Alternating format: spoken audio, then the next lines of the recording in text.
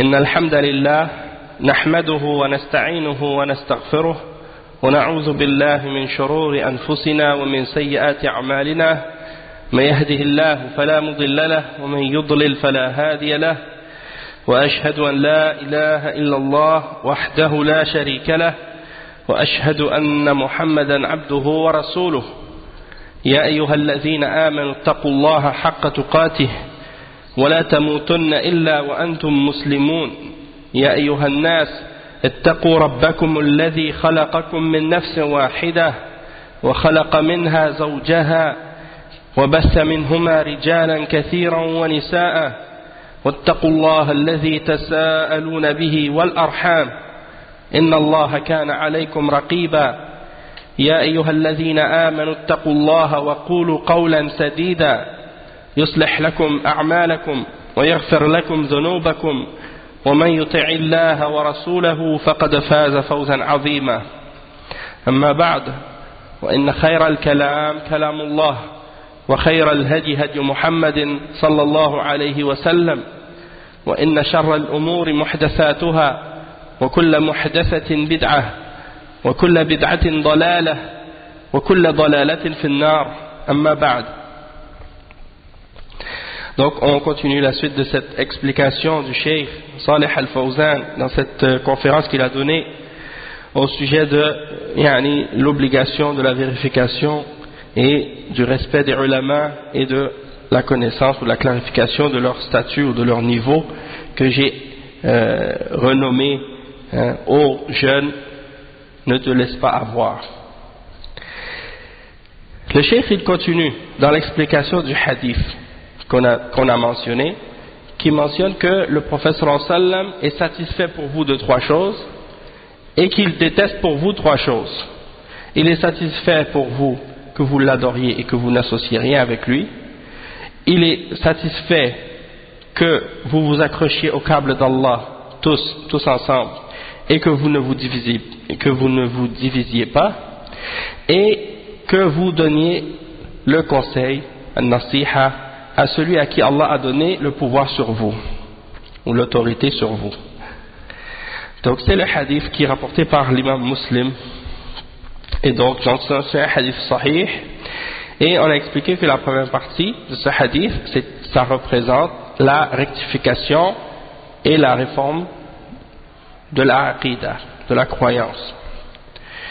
Donc le cheikh il dit في الحديث الذي سمعتم قوله صلى الله عليه وسلم أن تعبدوا الله ولا تشركوا به شيئا وأن تعتصموا بحبل الله جميعا ولا تفرقوا وأن تناصحوا من ولاه الله أمركم.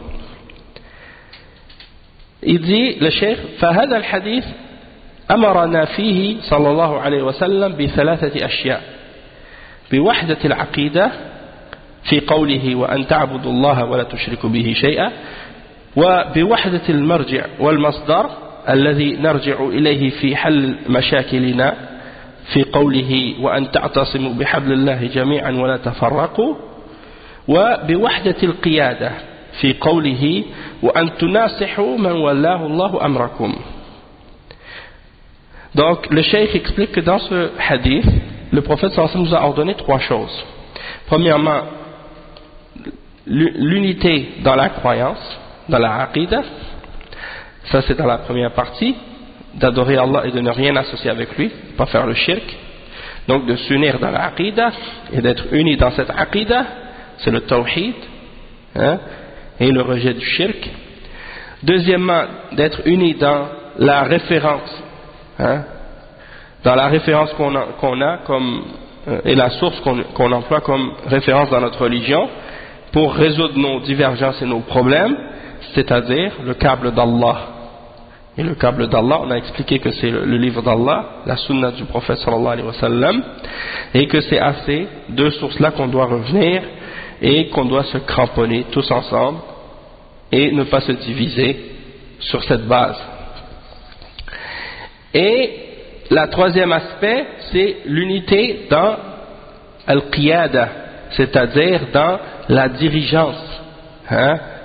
C'est-à-dire l'unité dans la dirigeance, c'est-à-dire que on doit être unis autour d'un dirigeant, autour du dirigeant. Et à l'époque du prophète sallallahu alayhi wa sallam, les sahaba étaient tous unis autour du prophète sallallahu alayhi wa sallam. Après la mort du prophète sallallahu alayhi wa sallam, il y a eu les khulafa al-Rashidin, Abu Bakr, Omar, Othman et Ali radiyallahu anhum. Et puis après, il y a eu d'autres parmi les khulafa qui ont dirigé la Ummah. Puis après une certaine époque, il a commencé à y avoir des différents états, différentes séparations dans les différentes contrées de l'islam. Chaque région était gérée par un dirigeant différent. Toutefois, les ulama, lorsque ces choses-là se sont produites, les ulama ont dit que chaque dirigeant dans la région où il est, c'est une obligation pour lui de faire respecter la charia d'Allah et d'appliquer la loi d'Allah subhanahu wa ta'ala et d'établir les peines et ainsi de suite, et que chacun d'entre eux donc était le wali ou amr de la région qu'il avait comme endroit où il était au pouvoir. Donc à la base c'est de s'unir derrière un seul dirigeant, mais étant donné que après certains temps dans l'islam les musulmans ont été séparés en différents états, différents pays, donc par la suite c'est selon la région, chacun doit obéir au dirigeant là où il est dans les pays musulmans, et qu'on doit donner à ce dirigeant là la nasiha, et que ça fait partie du fait qu'on soit unis, et que si les gens commencent à se disputer le pouvoir et commencent à appeler à des manifestations ou à des révoltes ou à des rébellions ou des choses de ce genre, et qu'ils abandonnent le manhaj du prophète sallallahu alayhi wa sallam et des sahaba et des tabi'in et des salaf, eh bien c'est là que la division va augmenter. Et c'est ça qui a été déjà à la source ou à la base des divisions qui se sont produites dans le passé. Depuis l'époque de Othman ibn Affan radiyallahu anhu, où il y a eu la première fitna, la grande fitna, eh bien ça a continué par la suite et ça s'est reproduit plusieurs fois à travers l'histoire. Donc le prophète sallallahu alayhi wa sallam, il nous ordonne de donner à notre dirigeant la nasiha, de lui donner le bon conseil. Et il mentionne le hadith, قال صلى الله عليه وسلم الدين النصيحة قلنا لمن يا رسول الله قال لله ولكتابه ولرسوله ولأئمة المسلمين وعامتهم. C'est-à-dire الدين النصيحة, la religion c'est la sincérité. Et les sahaba ont dit à qui ou envers qui? Au messager d'Allah.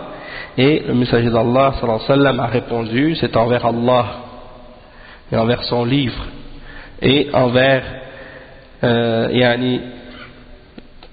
les musulmans, envers les dirigeants des musulmans, envers son messager, envers les dirigeants des musulmans et les musulmans en général. On doit être sincère envers eux et leur donner le bon conseil. Lorsque tu es sincère envers quelqu'un, est-ce que tu vas lui cacher une information qui est bénéfique pour elle, bénéfique pour lui, si c'est quelqu'un envers qui tu veux être sincère? Non. Tu vas tout faire pour lui faire savoir ou lui faire connaître qu'est-ce qui est bon pour lui ou elle. Et donc ça fait partie du bon conseil, de la sincérité envers les gens. Et le cheikh il dit ensuite مناصحة ولاة الأمور والنصيحة لهم وطاعتهم في المعروف كما قال تعالى يا أيها الذين آمنوا أطيعوا الله وأطيعوا الرسول وأولي الأمر منكم هذا مما يحصل به الاجتماع والائتلاف والقوة للمسلمين فهذه الأمور الثلاثة وحدة العقيدة ووحدة المصدر ووحدة القيادة إذا تجمعت للمسلمين فإنه قد اجتمع لهم الخير كله وهذه هي الثلاثة والحمد لله مجتمعة لنا الآن عقيدتنا عقيدة التوحيد شهادة لا إله إلا الله وأن محمد رسول الله.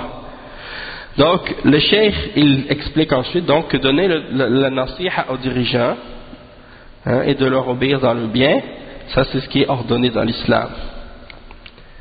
Donc si on a un problème, ou s'il y a quelque chose qui se passe, que le dirigeant fait, et que c'est quelque chose qu'on considère qui est contraire au Coran, contraire à la Sunna, quelque chose qui est contraire à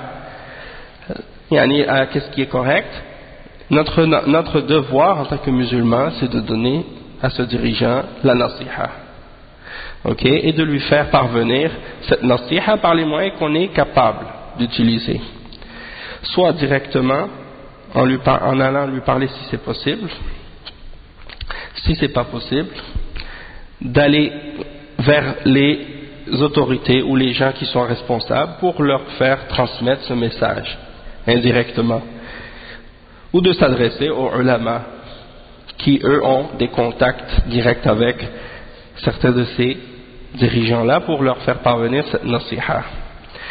Et ça c'est la méthode de l'islam, la nasiha. La méthode des kuffars, c'est les manifestations pour faire des pressions, pour essayer de contraindre le dirigeant à changer d'opinion ou changer de point de vue. Et ça c'est une méthodologie qui est en opposition avec l'islam. Et l'islam interdit cette voie-là, c'est-à-dire les manifestations, les marches, les démonstrations, et ainsi de suite. Donc tout musulman qui appelle à ça, il a contredit le manhaj de l'islam, le manhaj des sahaba, le manhaj des salaf as-salih. Il n'est pas sur la bonne voie, il est sur une voie d'égarement, il est sur la voie des khawarij, même si il pense qu'il est sur la bonne voie. Donc la voie de l'islam, c'est la voie de la nasiha, mais pas par les méthodes des gens de bid'a, par la méthode des gens de la sunna, de donner le bon conseil en privé, comme c'est mentionné dans les hadiths authentiques à ce sujet-là.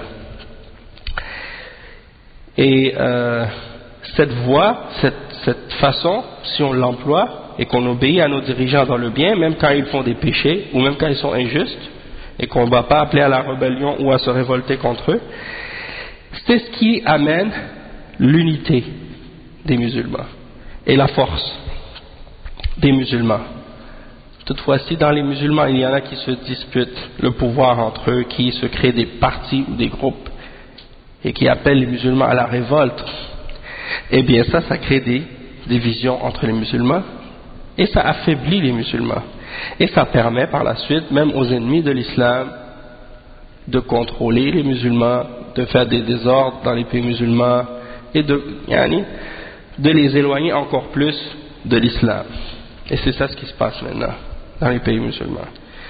Et tout ce qu'on a vu, qui s'est passé dans l'année dernière ou durant toute l'année, les manifestations et les révoltes dans les pays arabes et non arabes, c'est des manifestations de l'opposition justement au manhaj d'Ahl Sunnah wal Jama'a. Et les répercussions de ça, on les a vues. On a vu qu'elles sont mauvaises. Et ces gens-là qui ont ouvert cette porte, ils ne seront jamais capables de la fermer. Et ça va se retourner contre eux.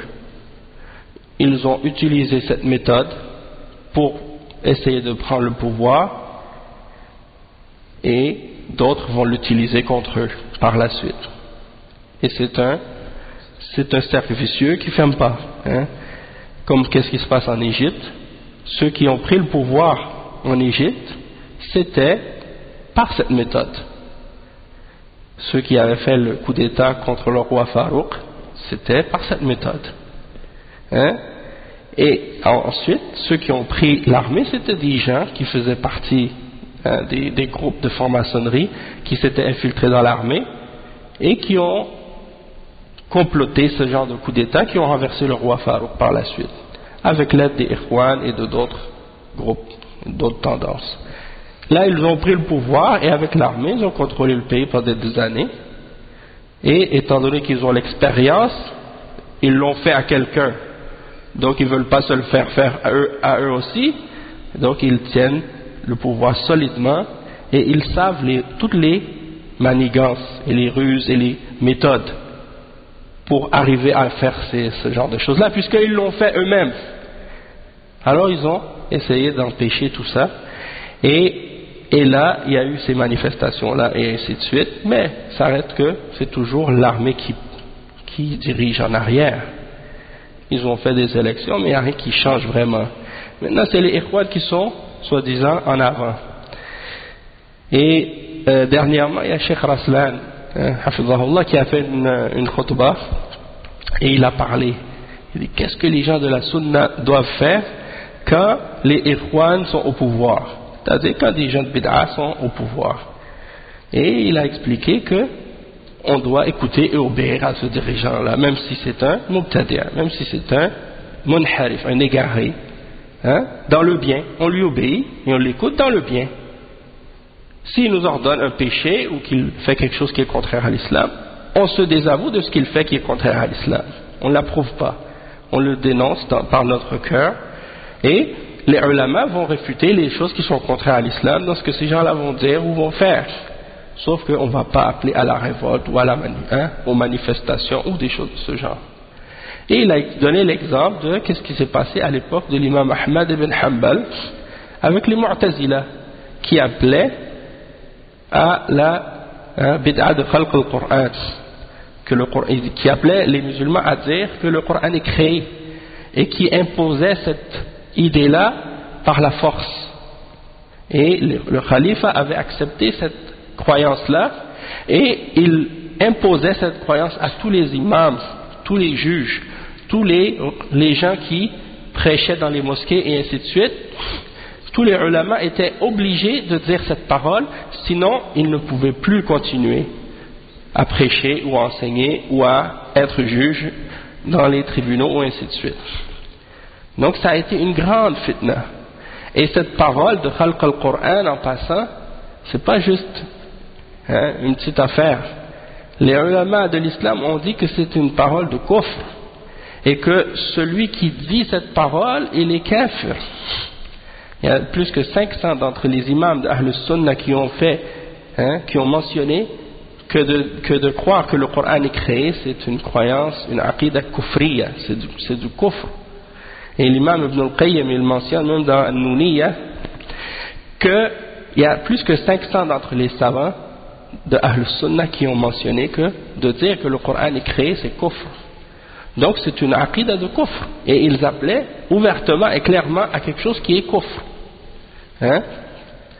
Et malgré tout, quand les gens sont venus voir l'imam Ahmed pour dire est-ce qu'on ne doit pas se révolter contre lui, contre ce khalifa, il y a 3 khulafas qui ont été dans cette croyance, Al-Mu'tasim, Al-Wathiq et Al-Ma'moun. Le premier c'était Al-Ma'moun, après Al-Mu'tasim et après Al-Wathiq. Donc 3 khulafas qui sont passés sur cette fausse croyance de kufr. Et malgré tout, il ne les a pas déclarés kuffar. Et il a dit c'est interdit pour les musulmans de se rebeller contre eux. Et on doit les écouter et les obéir dans le bien. L'imam Ahmad ibn Hanbal, rahimahullah, imam Ahl Sunnah.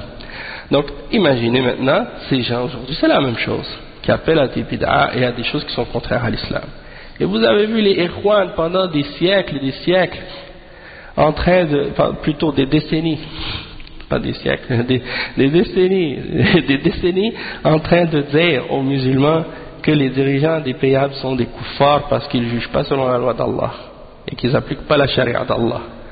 Et maintenant les voilà à la tête d'un gouvernement d'un pays qui n'applique pas la charia d'Allah et qui juge par autre que la charia d'Allah. Qu'est-ce qu'ils disent maintenant?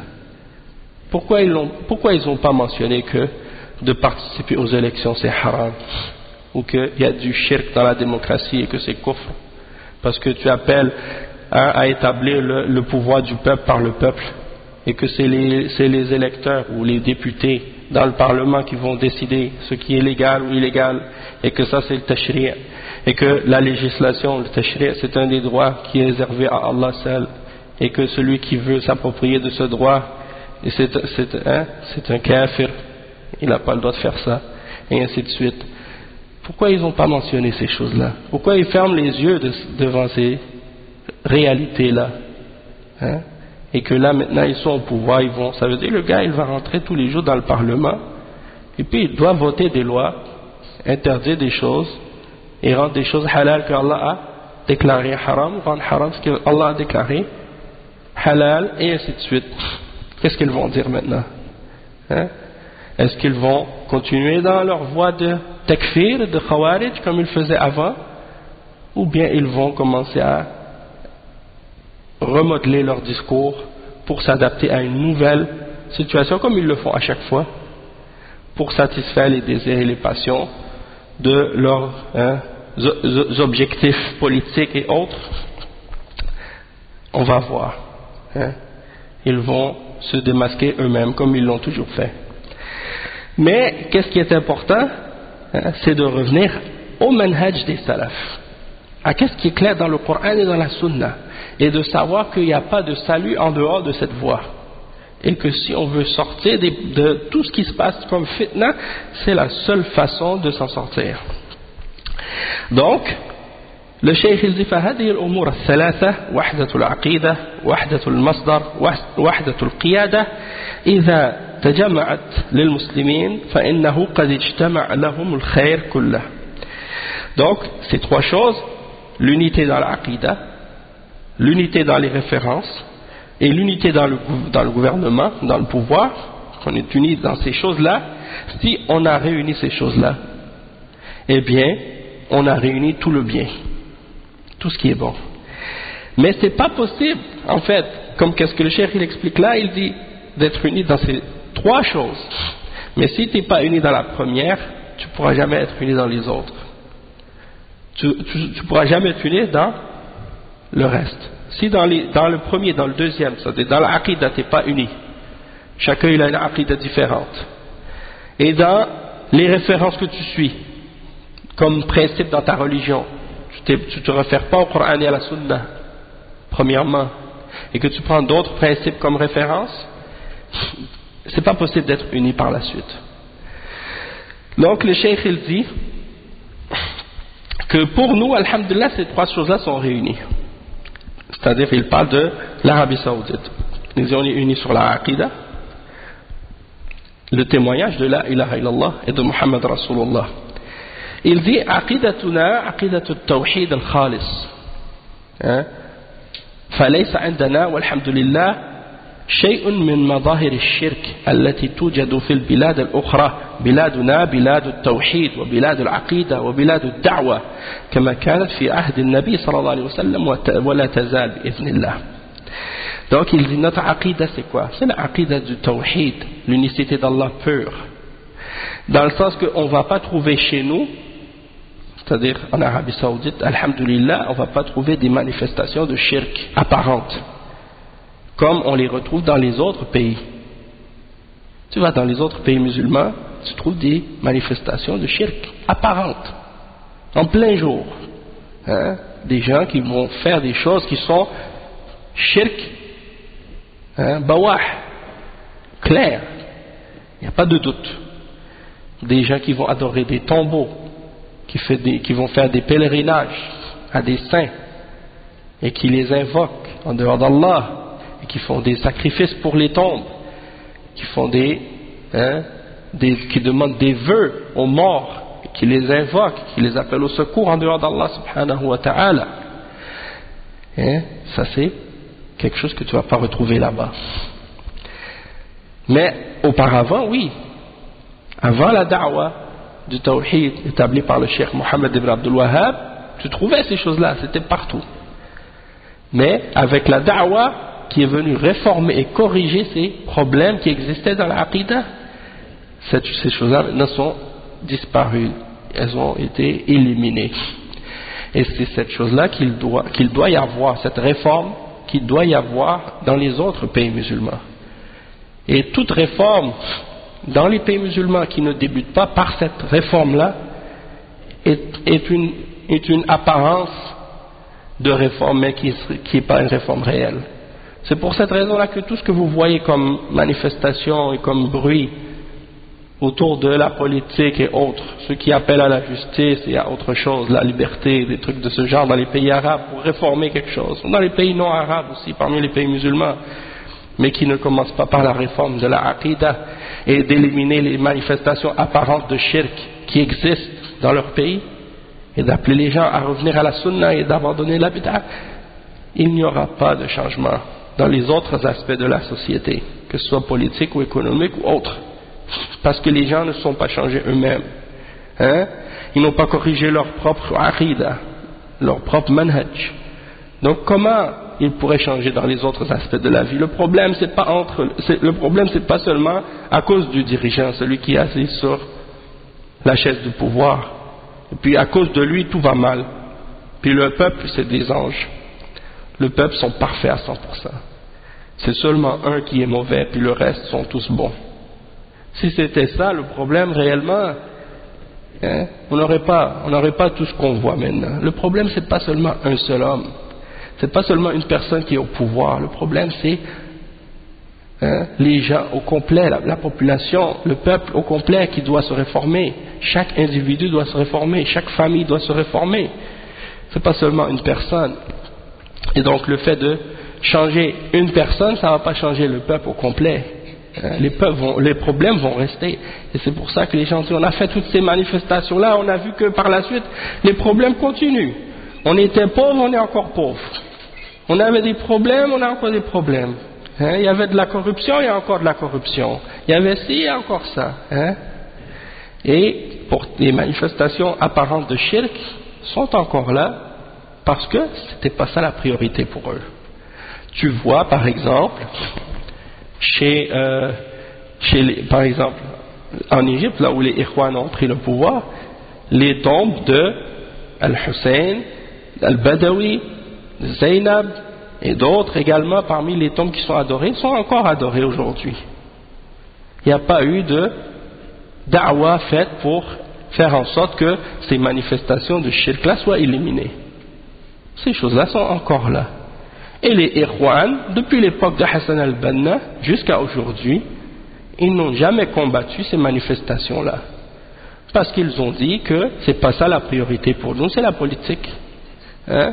C'est l'économie, c'est les autres problèmes sociaux. C'est pas la aqidah.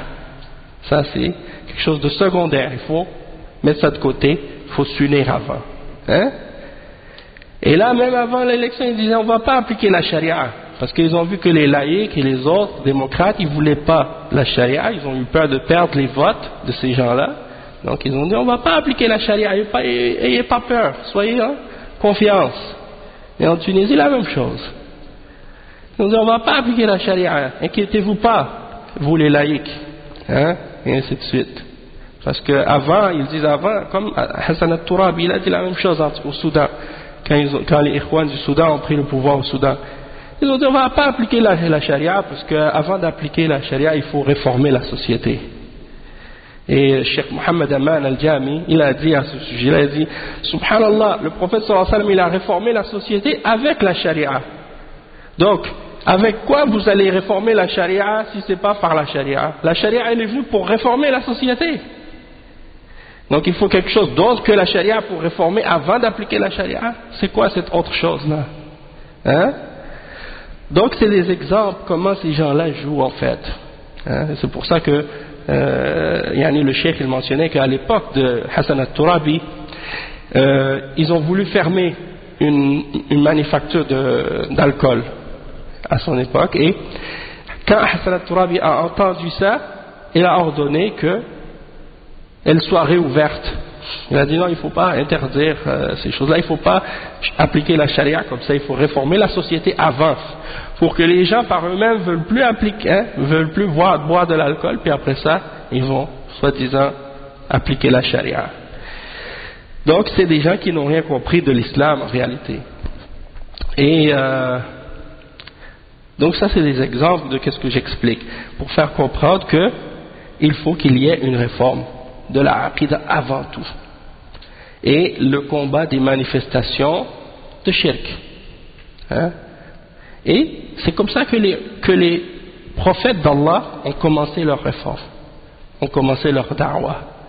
Il y a un bon livre de Cheikh Rabi al-Madkhali, pardon, justement je pense que je l'ai trouvé ici, en tout cas je pense que c'est le deuxième livre en haut là.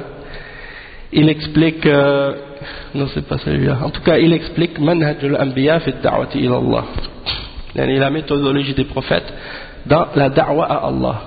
peut-être c'est pas celui-là, mais en tout cas, c'est un livre qui nous explique comment les prophètes ont fait la da'wah. C'était quoi leur méthodologie? Et il met ça en parallèle ou en opposition avec les méthodologies des groupes de Hizbiyya aujourd'hui qui existent et qui prennent leur temps à combattre d'autres choses que qu'est-ce qui est fondamental, c'est-à-dire de combattre autre chose que le shirk, hein, et le kufr et ainsi de suite. Donc, première chose, réforme de la aqidah. Hassan al-Banna, à son époque, il assistait aux qu'est-ce qu'ils appellent les mawalid, hein, les célébrations de la naissance des saints et des saintes, hein, et il assistait à ces manifestations de shirk et de bid'ah, et il chantait même avec ceux qui étaient là avec lui parmi les soufis, hein, il faisait les hadra parce qu'il faisait partie d'une tariqa soufiyya, la tariqa al-hisafiyya, et il avait donné lui-même une bay'a à un cheikh d'une tariqa, hein, et il disait هذا الحبيب مع الأحباب قد حضر سامح الكل فيما مضى وجرى. Ça veut dire Al-Habib, c'est le prophète sallallahu alayhi wa sallam, il s'est présenté parmi les ahbab, parmi les soufis qui sont réunis avec eux, et il a pardonné à tout le monde ce qui est arrivé, ce qu'ils ont fait.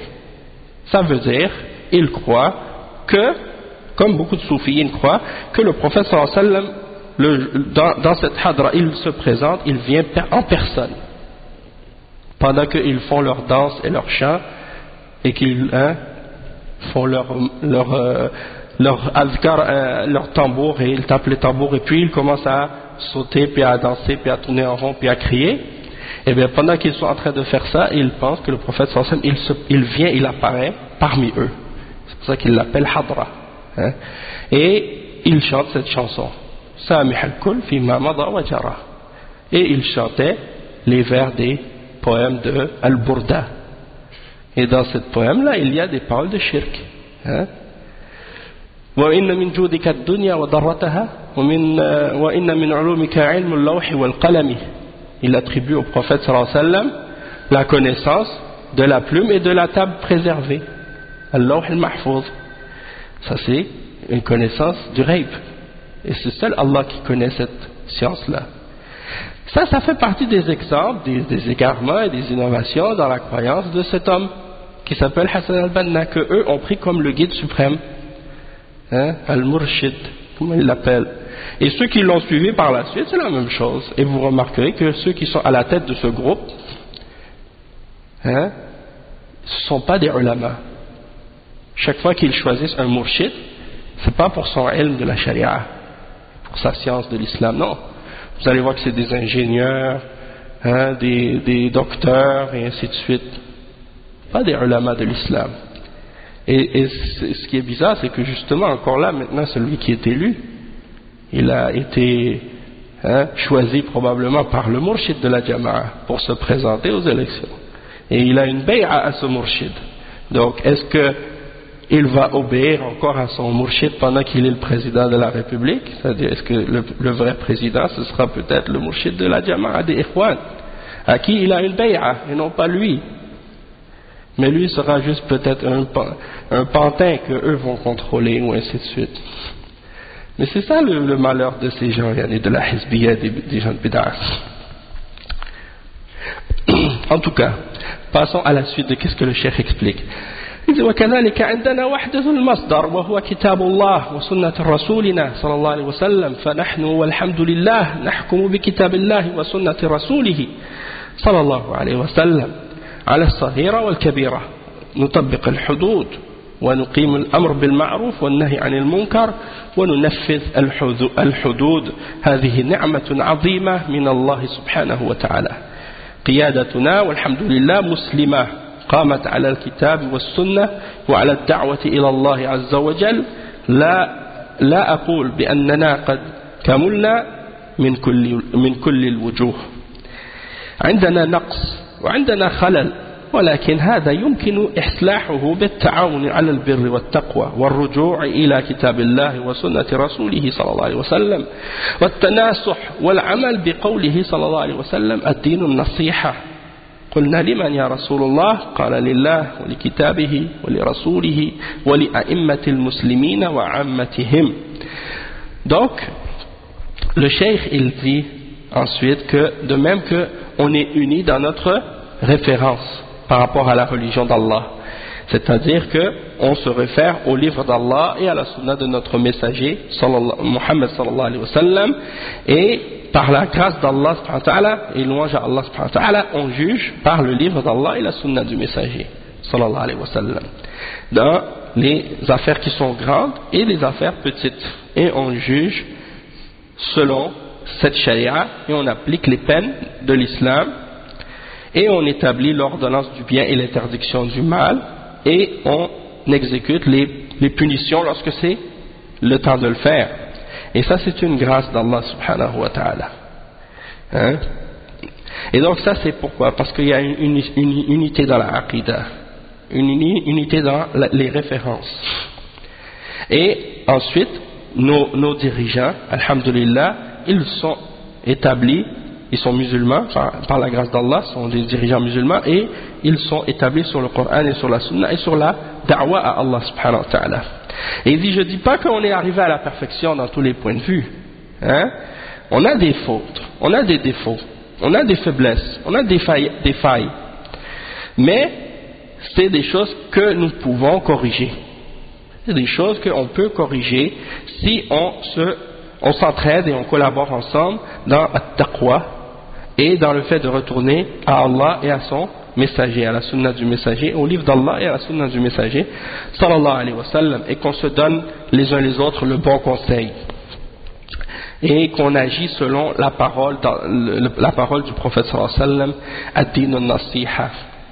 Vous allez voir que si des frères ils ont des problèmes entre eux, c'est pas seulement au niveau du gouvernement que ça s'appelle an-nasiha, même au niveau entre frères, même au niveau entre les différentes organisations qui travaillent pour la da'wa ou groupes qui travaillent pour la da'wa, il faut qu'il y ait at-tanasuh, le bon conseil. Et an-nasiha, ça implique tout le temps la notion de sincérité. C'est impossible de faire quoi que ce soit pour l'islam si au fond de notre cœur on n'est pas sincère envers Allah. Impossible. Donc ça c'est la chose la plus importante en réalité, que on peut dire les plus belles paroles puis montrer qu'on a les meilleures intentions, mais que si dans notre cœur au fond on n'est pas sincère envers Allah, c'est impossible qu'on travaille pour quoi que ce soit, faire quoi que ce soit pour l'islam. C'est impossible. Donc il n'y aura pas d'union, il n'y aura pas d'unité s'il n'y a pas de ikhlas, s'il n'y a pas de sidq, de véracité et de sincérité et d'honnêteté. C'est-à-dire que qu'est-ce que tu montres de toi-même et qu'est-ce que tu caches de toi-même, ça doit être la même chose. Il ne doit pas y avoir une contradiction entre ce qui sort de ta bouche avec ta langue devant tes frères et ce qui est dans ton cœur et ce que tu caches dans ton cœur. Il ne doit pas y avoir de différence entre ce que tu dis devant tes frères en public et ce que tu dis en privé avec certaines autres personnes. C'est-à-dire, tu dois être transparent dans ces aspects-là. C'est le temps de travailler pour la cause d'Allah subhanahu wa ta'ala et de faire des activités pour faire avancer l'islam et la da'wa de l'islam. Hein? Wa alaykum salam wa rahmatullahi wa barakatuh. Donc, il faut qu'il y ait la nasiha. Et c'est envers qui? Envers Allah, envers le livre d'Allah, envers son messager, envers les dirigeants des musulmans et les musulmans en général. Le cheikh dit وَمَعْنَ ذَلِكَ أَنْ نَتَمَسَّكْ بِهَذِهِ النِّعْمَةِ. Donc il dit la signification de ça, c'est que si on a tous ces trois choses-là, eh bien il faut s'accrocher à cette grâce qui vient d'Allah subhanahu wa ta'ala. وَأَنْ نَشْكُرَ عَلَيْهَا. Et il faut être reconnaissant envers celle-ci. وَأَنْ نَعْمَلَ عَلَى بَقَائِهَا وَتَنْمِيَتِهَا.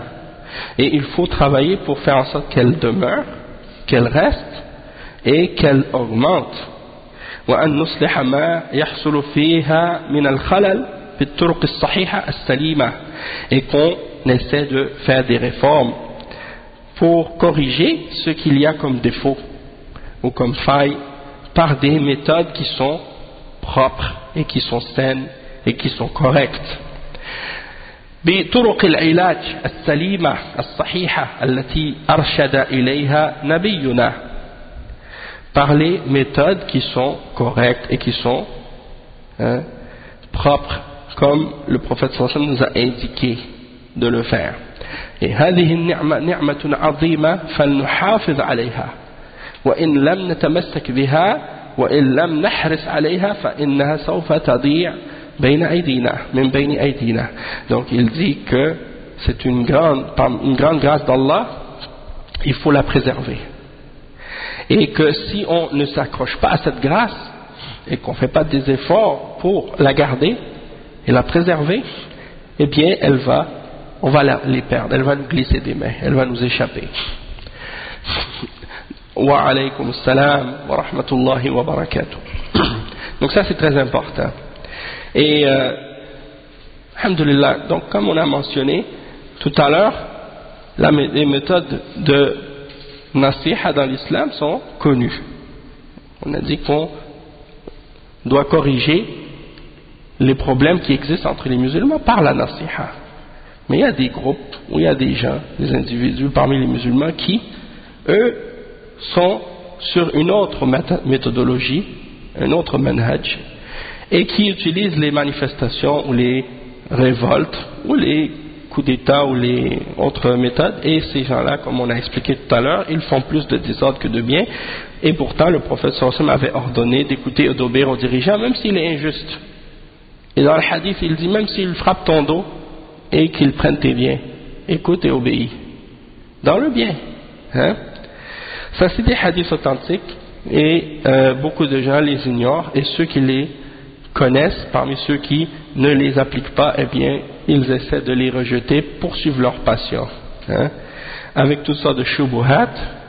Mais, alhamdulillah, les ulama de Ahl Sunnah, ils les ont clarifiés, ces hadiths-là, ils ont mentionné leur signification dans les livres de Aqidah et de Manhaj, et ils expliquent que c'est de suivre l'exemple du prophète sallallahu alayhi wa sallam et des sahaba et des tabi'in, et d'obéir dans le bien, et que si le dirigeant fait un péché ou qu'il ordonne un péché ou qu'il fait quelque chose qui est contraire à l'islam, d'être patient, de lui donner la nasiha et d'écouter dans le bien, et de ne pas appeler à la révolte et de ne pas appeler à la rébellion. Ça c'est un des fondements de Ahl Sunnah. Et que ceux qui ont contredit dans ça, ce sont les Khawarij et les Mu'tazila. Donc ça c'est très important de le répéter. Le cheikh il parle maintenant des causes de la division. أسباب التفرق. il dit والتفرق له أسباب كثيرة من أعظمها أولا مخالفة منهج السلف من صحابة رسول الله صلى الله عليه وسلم وأتباعهم. فالسلف لهم منهج يسيرون عليه، منهج في الاعتقاد ومنهج في الدعوة ومنهج في الأمر بالمعروف والنهي عن المنكر ومنهج في الحكم بين الناس، وهذا المنهج كله متوحد على كتاب الله وسنة رسولنا صلى الله عليه وسلم. Donc il dit les causes de la division sont nombreuses, mais parmi les plus importantes, premièrement il y a le fait de contredire la méthodologie des salafs, parmi les sahaba et ceux qui les ont suivis. Donc nos salafs, le mot salaf en arabe signifie nos prédécesseurs, c'est-à-dire ceux qui nous ont précédés. Et quand on en parle sur le plan religieux, ça veut dire les sahaba, les tabi'in et les tabi'in et ceux qui les ont suivis dans leur croyance et dans leur pratique de l'islam et dans leur compréhension et leur méthodologie jusqu'à la fin des temps. Donc ceux-là, quand on dit les salafs, on parle de ceux-là. Et le terme salaf, c'est un terme qui est connu par les ulama depuis l'époque des tabi'in. Ils mentionnaient, en parlant des sahaba, ils disaient nos salafs. C'est quelque chose qui est connu depuis très longtemps. Même dans Sahih al-Bukhari, il y a des chapitres qui mentionnent l'explication de certains des tabi'in qui mentionnent nos salafs, et ils mentionnent ceux qui parlent, c'est-à-dire ceux qui les ont précédés, c'est-à-dire les sahaba. Et donc ça c'est des choses qui sont connues. Mais il y a des gens encore aujourd'hui qui essaient de mettre des doutes sur le terme salaf et de se dire salafi parmi les hizbiyin.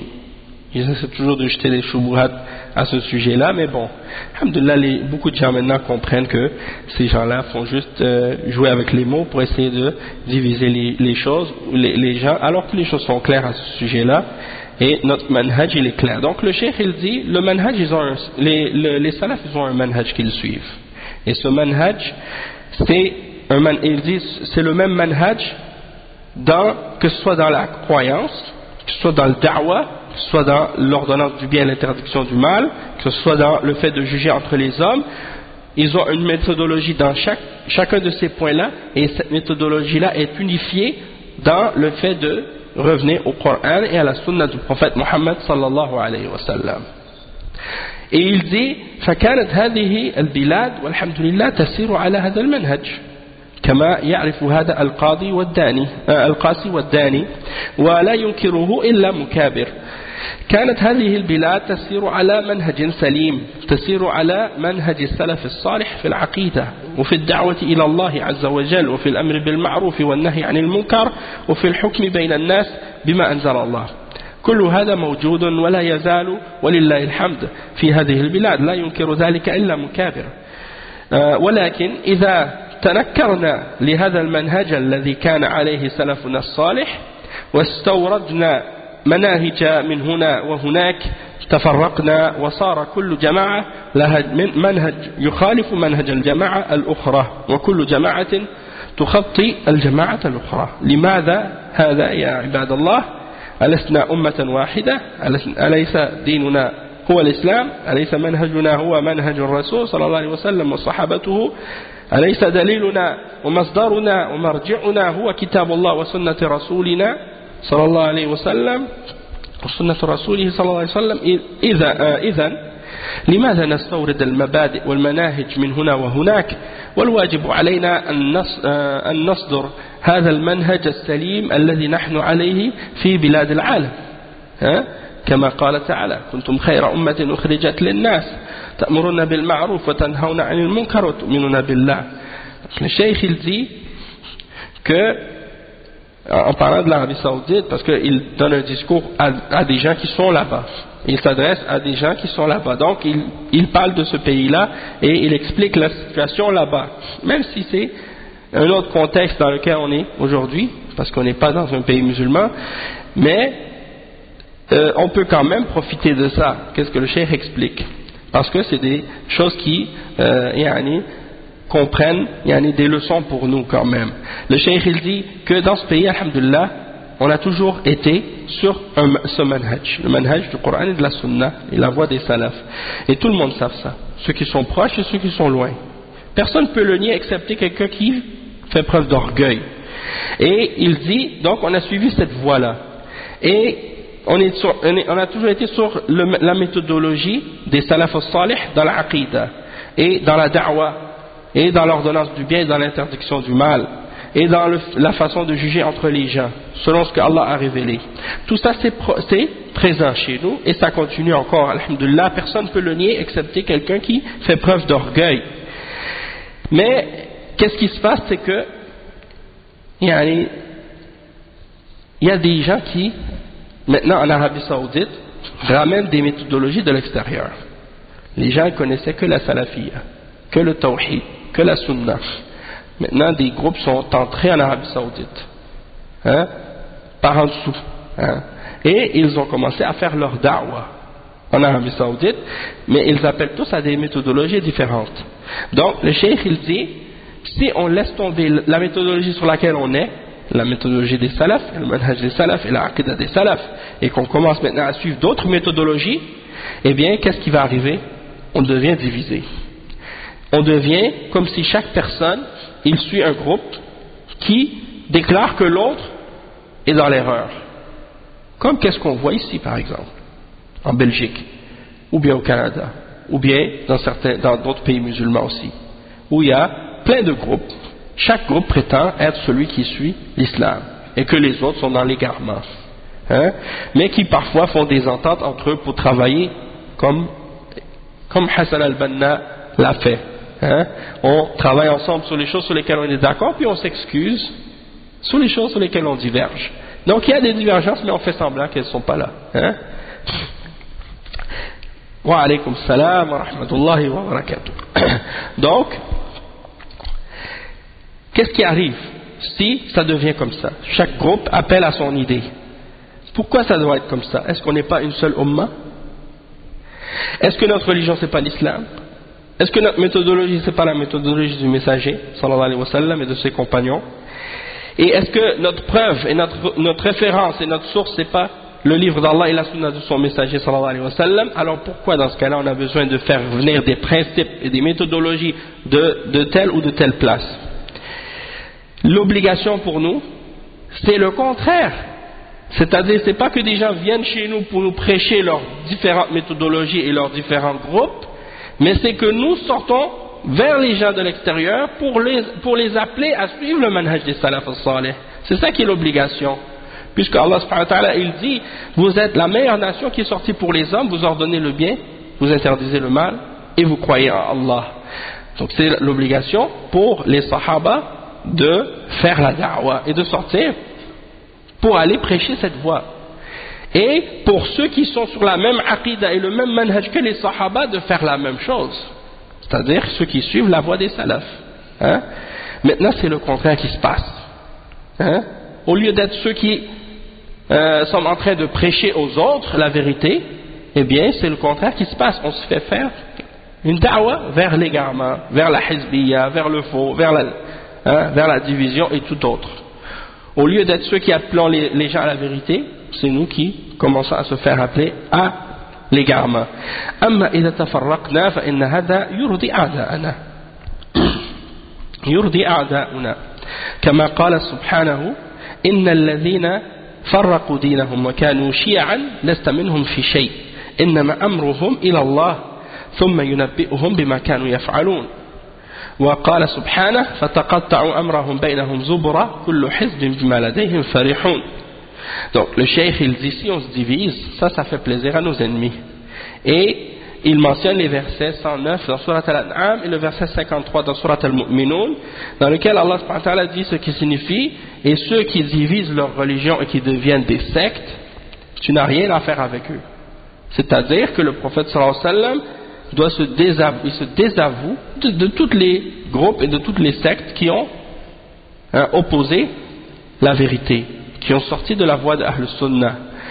Et c'est Allah subhanahu wa ta'ala qui va les juger et il va les rétribuer selon ce qu'il, il va les informer de ce qu'ils faisaient. Et ça c'est une menace pour ces gens-là. Et il mentionne dans le verset 53 de Surat Al-Mu'minun, et ils se sont divisés chacun d'entre eux avec des livres différents, chaque partie se réjouissant de ce qu'il possède. Et c'est ce qui se passe maintenant. Chaque groupe de bid'a se réjouit de la bid'a qu'il suit. Et il pense qu'il est meilleur que l'autre. Inna Allah la yarda lana hada. Allah subhanahu wa ta'ala il n'est pas satisfait de ça pour nous. Wa rasuluna sallallahu alayhi wa sallam la yarda lana hada. Wa kadhalika salafuna as-salih wa a'immatuna la yardawna lana hada. Donc Allah n'est pas satisfait de ça. Le messager sallallahu alayhi wa sallam n'est pas satisfait de ça pour nous. De même que nos pieux prédécesseurs, ils ne sont pas satisfaits de ça pour nous. Wa la yaliqu bina illa an nakuna jama'atan wahidatan متمسكين بكتاب الله وسنة رسوله صلى الله عليه وسلم.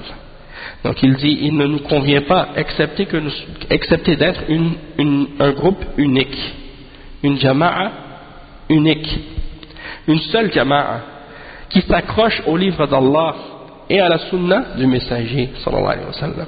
Et c'est ça l'obligation pour tous les musulmans partout, ici en Belgique, au Canada, en Europe, dans tous les pays d'Europe et ailleurs, que tous les mosquées par exemple de la Belgique reviennent au Coran et à la Sunna et s'unissent sur la compréhension des salaf as-salih et ramènent leurs divergences au livre d'Allah et à la Sunna du messager sallallahu alayhi wa sallam. Et que s'il y a des divergences ou des divisions qui sont causées par des passions ou des innovations ou des bid'ah, que ces gens-là abandonnent ces innovations, abandonnent ces bid'ah et se réunissent avec les gens qui suivent la sunna et la salafiyya et qu'on devienne une seule jama'a et que toutes les mosquées soient sur le même manhaj en Belgique, en France, en Amérique partout, dans les pays arabes et dans les pays non arabes. C'est ça qui est obligatoire. C'est ça l'obligation que Allah nous ordonne dans ce verset-là. C'est ça qu'il nous dit. Est-ce que c'est ça qu'on fait? Non. Est-ce que c'est ça qui est présent? Non. Et c'est ça que les salafis essaient de faire. Mais c'est ça que ces gens-là veulent empêcher les salafis de faire. Les gens pensent que les salafis veulent la division. C'est le contraire. Les salafis veulent unir tout le monde, mais pas sur n'importe quoi. Et c'est ça qui les dérange. On veut les unir, mais sur le Coran, sur la Sunna et la compréhension des salafs salih. Que toutes les mosquées soient comme une seule. Que toutes les associations soient comme une seule. Que tous les musulmans soient sur la même aqidah, le même manhaj. C'est lequel? Pas celui de X ou de Y ou de Z. Non. La aqidah, le manhaj des salaf salih. Celle qui est établie par le Coran et par la Sunna et qui a été suivie par les Sahaba et les Tabi'in et ceux qui les ont suivis à travers les siècles de l'islam. C'est ça. C'est à ça qu'on appelle. C'est pas compliqué. Hein? C'est pas aussi compliqué que ces gens-là essaient de faire croire les gens. Donc le cheikh il dit qu'on doit donc s'unir et être une seule jama'a qui s'accroche au livre d'Allah et à la sunna du messager sallallahu alayhi wa sallam. Maintenant c'est rendu à un point très grave que parfois, comme le cheikh il explique, on est supposé d'être ceux qui appellent les autres. Mais, étant donné que parfois on n'apprend pas notre religion correctement, on ne fait pas des efforts pour étudier, et après, on ne fait pas d'efforts non plus pour appeler les autres à l'islam. Eh bien, le résultat de ça, c'est que parfois, on commence à, au lieu de unir les autres et les appeler à s'unir avec nous, on se divise entre nous. Et on commence à se frapper les uns les autres à l'intérieur, alors qu'on est supposé d'être ceux qui appellent les autres à s'unir à la vérité et sur la vérité. Donc ça c'est pas correct. Ça prouve que des fois, il y a des problèmes dans notre personne, sur le plan de la connaissance, sur le plan de nos cœurs aussi. Des fois c'est des maladies qui sont à l'intérieur de nous, qui se manifestent de différentes façons. Parfois c'est la jalousie, parfois c'est le fait de vouloir être à l'avant des autres, vouloir être chef, l'amour du pouvoir, l'amour de l'argent, l'amour d'autres choses. Toutes ces choses-là peuvent être des causes parfois de la division. Parce qu'on n'est pas assez sincère parfois.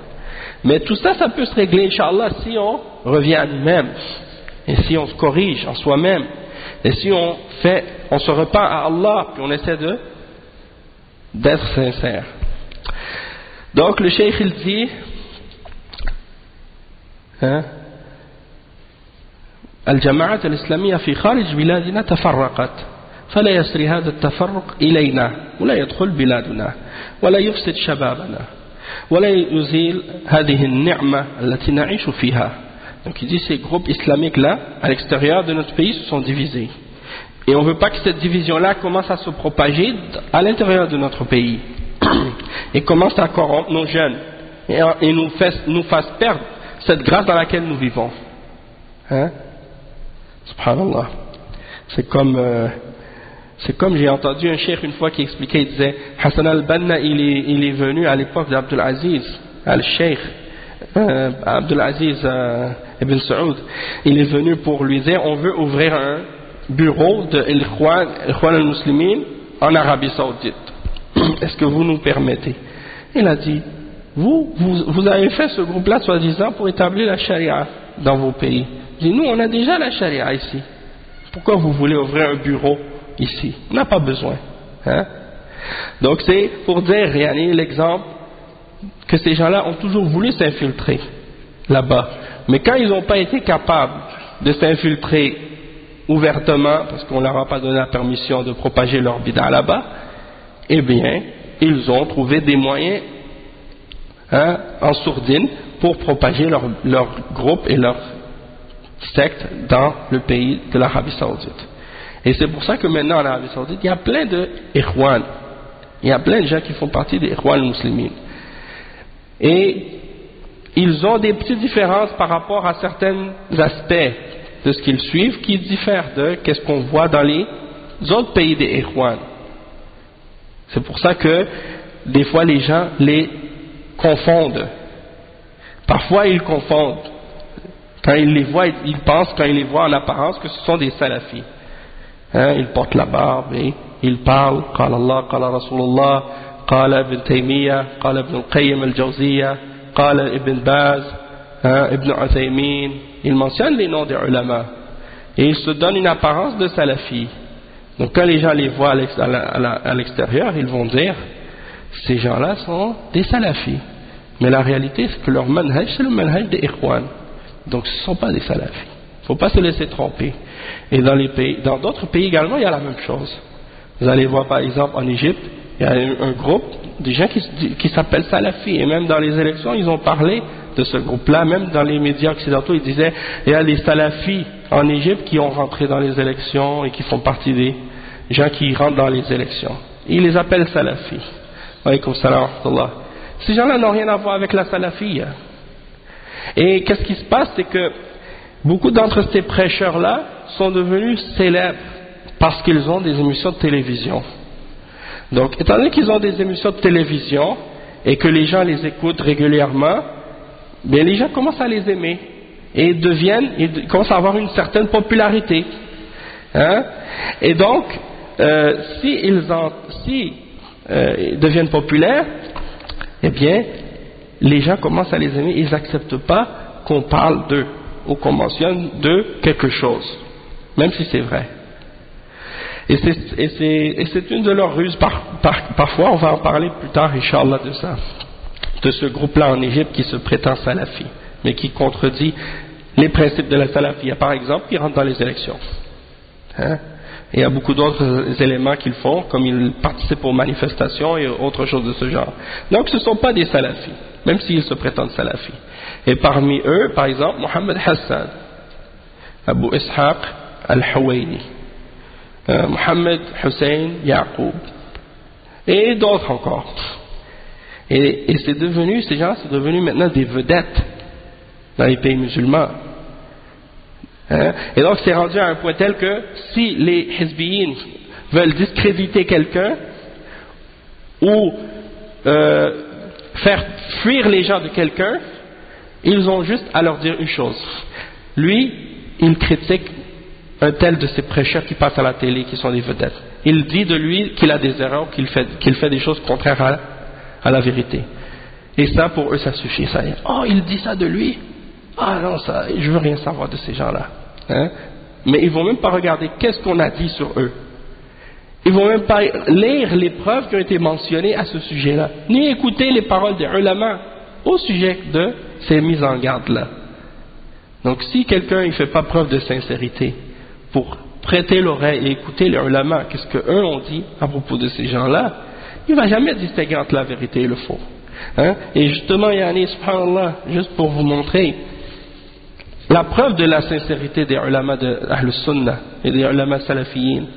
Parce que quelqu'un qui est sincère, il peut pas faire. Quelqu'un qui n'est pas sincère, il ne va pas écrire un livre de 1000 pages pour mettre les musulmans en garde de certaines erreurs de certaines personnes. Quand c'est des questions qui ont rapport avec la religion. Et ça, c'est un livre, par exemple, Al-Hudud al-Fasila, Bayna Usul, Manhaj al-Salaf al-Salih, wa Usul al-Qutbiyya al-Sururiyya. Al-Qutbiyya al-Sururiyya, c'est quoi? Al-Qutbiyya, c'est ceux qui suivent Sayyid Qutb et son manhaj, et sa méthodologie et sa pensée. Et al-Sururiyya, c'est ceux qui suivent la pensée et la méthodologie de Mohammed Zayn Abidin Surur, un Syrien d'origine qui était en Arabie Saoudite et qui s'est enfui en Angleterre pour aller établir son organisation et sa da'wa là-bas. Et c'est de eux dont je... Donc il a quitté dans la Tawhid pour aller en Angleterre pour établir sa da'wa. Bon, qu'est-ce qu'il fait celui-là, Mohammed Surur? C'est deux dont je parle en fait, des Saoudiens Ikhwan. C'est cette tendance-là. Il y a des aspects de leur da'wa qui ressemblent à des aspects de la da'wa des salafs, sur certains points. Mais dans certains aspects, il y a des contradictions et des oppositions. Par exemple, ils font tout pour défendre les gens de bid'a. Et ils refusent qu'on critique ou qu'on mette en garde contre les gens de bid'a. Wa alaykum assalam wa rahmatullah. Ils rentrent dans les élections et dans les manifestations. Et ils critiquent et ils dénigrent les ulama de Ahl Sunnah. Et ils élèvent les gens de bid'a et ils leur cherchent des excuses et ils les flattent dans le sens du poil. Donc, ce livre-là est écrit par le cheikh Khalid ibn Uthman, ibn Mohammed ibn Uthman, Abu Abdullah Ala. Et c'est un livre, comme je disais, c'est environ 1000 pages si je ne me trompe pas, presque 1000 pages, 900 pages, où il parle de certaines de ces du'at dont j'ai mentionné, qui sont devenus des vedettes. Et donc, quelqu'un qui n'est pas sincère, il ne va pas écrire un livre comme ça, pour expliquer ces choses-là et clarifier la vérité pour les musulmans au sujet de ces gens-là. Maintenant, si vous voulez savoir des détails par rapport à qu'est-ce qu'on reproche à ces prêcheurs-là, eh bien, je vous conseille ce livre. Il est en arabe, mais bon, il y a toujours possibilité de demander à quelqu'un qui connaît l'arabe de vous expliquer certains passages ou certains points en particulier si vous en avez besoin de clarification. Et il y a des détails là-dedans. C'est pas juste passer par-dessus les sujets de façon superficielle. Non, c'est vraiment une étude, une analyse en profondeur avec les références et les preuves à l'appui. D'accord? Pour vraiment comprendre la réalité des problèmes de ces individus-là. Donc ça, c'est juste un exemple que je vous donne en passant pour dire que il y a des prêcheurs ici maintenant en Belgique et en France qui suivent cette tendance-là. Vous avez sûrement entendu parler de celui qui s'appelle Rachid de Brest. Il fait partie de ces gens-là. Nader Abou Anas. Vous avez entendu parler ici de Mustafa Kastit. Il suit cette tendance-là aussi. C'est qui l'autre un frère qui m'a dit que une des têtes des Sururiya, Tousgani, Khalid Ayna, c'est une des têtes des Sururiya ici en Belgique. Il est ici. Il représente Mohamed Sourour. Et il y a de ces tendances-là qui sont ici. Mais si les gens ne savent pas ça, comment ils vont faire attention, comment ils vont se préserver contre ces gens-là? Si on ne leur a pas clarifié, si on ne les a pas avertis, si on les met pas en garde. Pourtant, eux, ils mettent en garde contre nous. Eux, ils mettent en garde contre nous par tous les moyens, de toutes les façons. Et leur manhaj, leur méthodologie qui est contraire au Coran et à la Sunna, elle est claire, elle est apparente. On peut voir tout de suite que ce n'est pas la voie des salafs. Donc il ne faut pas se cacher sur ce sujet-là. Et il faut être clair nous aussi. Et il faut mentionner les choses telles qu'elles sont. Ce n'est pas dans le but de dénigrer quelqu'un, d'insulter quelqu'un, de rabaisser quelqu'un, ou de faire en sorte que moins de gens l'écoutent que nous, pour que nous on ait plus de personnes qui nous suivent et qui nous écoutent, et que lui il en ait moins. Ou que de penser que si lui il a plus de personnes qui l'écoutent, qu'il a plus de vérité, ou qu'il est plus sur la haqq, et que si l'autre en a moins, qu'il est moins sur la vérité. Parce que la vérité et le faux, ça n'a pas de lien avec le nombre. Il y a des prophètes qui vont arriver au jour de la résurrection, qui vont être suivis par 2 ou 3 personnes seulement. Et d'autres qui vont arriver devant Allah au jour de la résurrection, personne ne les suit, personne ne les a suivis. Pourtant c'est des messagers d'Allah, des prophètes d'Allah. Est-ce qu'ils n'ont pas transmis le message d'Allah correctement? Oui. Mais c'est comme ça. Allah subhanahu wa ta'ala, il nous a seulement ordonné de transmettre sa religion. In alayka illa al-balagh wa ma ala ar-rasul illa al-balagh al-mubin. Il n'incombe au messager que de transmettre de façon claire le message d'Allah. Et on n'appelle pas à nous-mêmes. C'est pas une da'wa qu'on fait que ici je vous appelle écoutez Sulayman al-Haïti.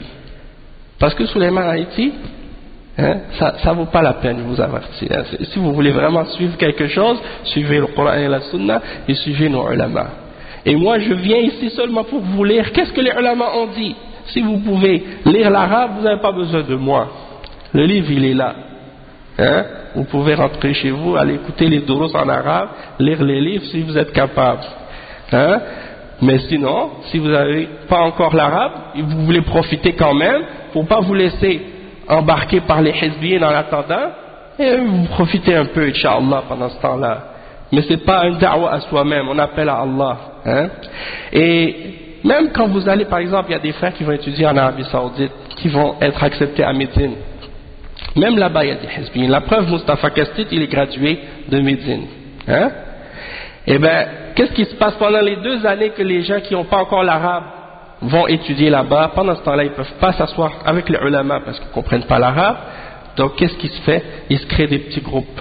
En attendant, pendant ces 2 années-là que les gens apprennent l'arabe, il y a des petits groupes de hizbiyin qui essaient d'attirer les nouveaux, les gens qui arrivent, à des petits groupes, pour les éloigner des ulama, les éloigner des salafiyin. Et quand le temps arrive pour qu'ils connaissent l'arabe et qu'ils rentrent dans la faculté, eh bien, ils sont déjà pris avec les hizbiyin maintenant. Et même, alors que c'est le moment maintenant qu'ils ont la connaissance de l'arabe, ils peuvent profiter des ulama, eh bien c'est fini parce qu'on les a corrompus maintenant. Donc ils ne pensent même plus à aller s'asseoir dans les durus des ulama maintenant parce que ils ont été pris dans la hizbiyya. Donc c'est toutes des choses qu'il faut dire aux gens, qu'il faut mentionner aux gens, parce que sinon ils tombent dans le tourbillon de ces idées-là et puis ils se laissent égarer par la suite facilement.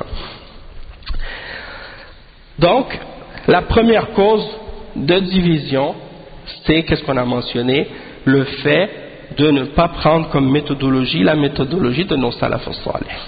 Et c'est ça ce qu'on voit. Et les gens, des fois, ils disent, mais pourquoi vous mentionnez tout le temps les questions de manhaj et des choses de ce genre? Pourquoi vous faites pas comme les hizbiyin, ils vont faire des durus sur d'autres sujets, mais ils vont jamais parler de manhaj. Pourquoi? Ils vont jamais parler d'aqida non plus. Pourquoi? Parce que justement, leur but c'est de détruire le manhaj. Donc ils ne vont pas parler de manhaj. S'ils parlent de manhaj, les gens vont savoir qu'ils sont déviés directement. Et eux, leur but c'est d'attirer les gens. Donc ils vont parler de d'autres sujets, de tout, sauf de aqida et de manhaj. Hein?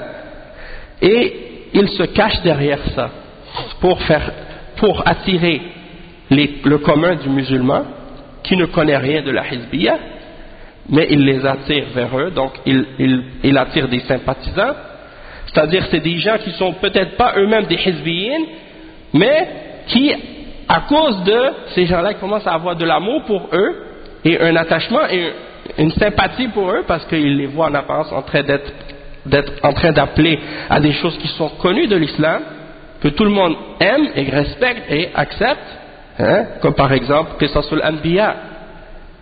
Ils vont faire des durus sur Qisasul Anbiya. Ça c'est quelque chose, alhamdoulilah, tout le monde aime, parce que c'est l'histoire de nos prophètes. Hein? Sauf que si quelqu'un, c'est-à-dire s'il n'a pas bien compris le manhaj et l'aqida, il ne va pas profiter correctement de manhaj al-anbiya. La preuve, regardez comment ces gens-là ont contredit la da'wa des anbiya et la méthodologie des prophètes dans la da'wa à Allah. Et ils parlent des histoires des prophètes.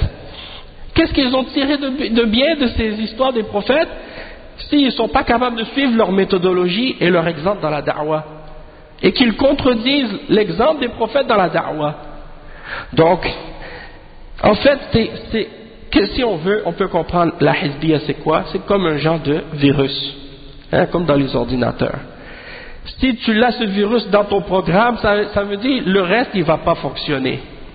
Et donc, nous, qu'est-ce qu'on essaie de faire en donnant des durus sur le manhaj, sur l'aqida, c'est essayer de nettoyer ce virus-là pour l'enlever. C'est comme l'antivirus. Une fois que tu l'as enlevé, après ton programme il fonctionne, Inch'Allah, tu peux profiter du reste. Mais il faut commencer par l'enlever, ce virus-là. Si tu ne l'as pas enlevé, c'est fini. Si quelqu'un ne l'a pas, alhamdulillah, il va apprendre l'aqida et le manhaj, il va avoir un islam clair. Son islam va être complet. Il va comprendre les choses clairement et facilement. Parce qu'il n'a pas été pollué à l'avance. Mais si c'est quelqu'un qui a été pollué par une aqida de bid'a ou une idée des takfirin ou de khawarij ou de la bid'a des asha'ira ou d'autres, ou des soufiyas, puis que tu lui montres la sunna par la suite, il ne veut pas l'accepter. Alors que c'est la sunna, il ne veut pas l'accepter, parce qu'il est corrompu dans sa aqida. Il a un virus. Donc, il faut corriger ça. Et ce n'est pas par le fait d'essayer d'attirer la masse, d'attirer le plus de monde possible, pour que tout le monde nous aime, de faire que les gens nous aiment.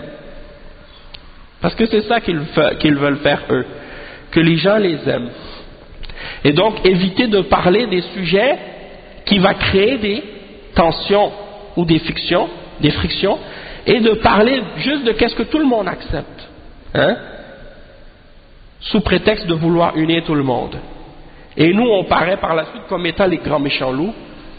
Pourquoi? Parce qu'on parle de sujets qui dérangent. Ah, eux là, ils sont toujours en train de parler de ça. Nous, on veut la fraternité, on veut l'unité, on veut s'amuser, on veut sourire, on veut... Hein? Nous, on ne dit pas qu'il ne faut pas être fraternel, il ne faut pas sourire, il ne faut pas s'aimer entre nous. Au contraire, il faut s'aimer, il faut avoir la fraternité, il faut sourire les uns dans le visage de l'autre, il faut faire ces choses-là. Mais, avant toute chose, corriger les problèmes dans les bases qui existent. Parce que ces problèmes-là, si on ne les a pas corrigés, ça nous empêche par la suite d'avancer. Tôt ou tard, ça va exploser. Hein? Donc c'est ça le point important à comprendre. Donc ça c'est pour la première cause de division. Inch'Allah, on va s'arrêter ici. Et puis on continuera pour expliquer la deuxième cause, et ça c'est une cause importante, et vous allez comprendre Inch'Allah par la suite, en écoutant cette deuxième partie, ou la troisième partie plutôt, beaucoup de choses qui ont rapport justement aux ruses des Hizbiyin, et comment ils font pour détourner les jeunes de la voie des ulama d'Ahl Sunnah et des Salaf al-Salih. Hein? Et donc on va laisser ça pour demain Inch'Allah. سبحانك اللهم وبحمدك أشهد أن لا إله إلا أنت أستغفرك وأتوب إليك بارك الله فيكم وجزاكم الله خيرا والسلام عليكم ورحمة الله وبركاته وصلى الله وسلم على نبينا محمد وعلى آله وصحبه أجمعين.